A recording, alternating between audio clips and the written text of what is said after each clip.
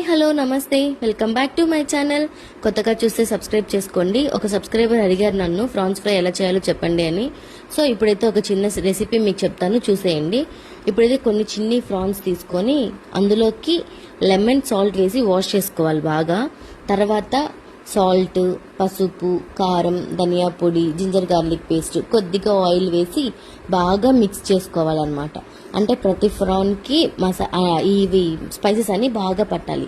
తర్వాత ఒక ప్యాన్ తీసుకొని, అదే అండి దోశ ప్యాన్ తీసుకొని ఆయిల్ వేసేసి ఒకటి మీద ఒకటి పెట్టకుండా విడివిడిగా సపరేట్గా పెట్టుకొని బాగా కాల్చుకోవాలి. అదిగోండి అలా వేగుతున్న టైంలోనే ఒక పిరికెడు కరివేపాకు, అలానే ఒక 4 చీలికలు గ్రీన్ చిల్లీ వేసి బాగా కలపాలి. తర్వాత అవి బాగా వేగుతుంటాయి కదా, వేగిన తర్వాత ఒక 20% కుక్ అయిన తర్వాత చిన్నిగా ఆనియన్స్ కట్ చేసుకుంటే అవి కూడా వేసేసుకోండి. వేసుకున్న తర్వాత అవి చూసారు కదా, లాస్ట్లో కొత్తిమీర, అంటే లాస్ట్లో చెప్పను, బాగా వేగిన తర్వాత కొత్తిమీర అనేది వేసి ఒక 10 మినిట్స్ తర్వాత దేంట్లోకైనా తినచ్చు అండి. అలానే రైస్కి తినచ్చు, చపాతీలకు తినచ్చు. అలా తినాలనిపించకపోతే ఈవినింగ్ స్నాక్స్గా టూత్ పిక్ వేసుకొని కూడా తినేయచ్చు. సో ఫ్రాన్స్ ఫ్రై అయితే రెడీ అయిపోయింది. Thanks for watching my channel. Please like, share and subscribe. కొత్తగా చూస్తే సబ్స్క్రైబ్ చేసుకోండి.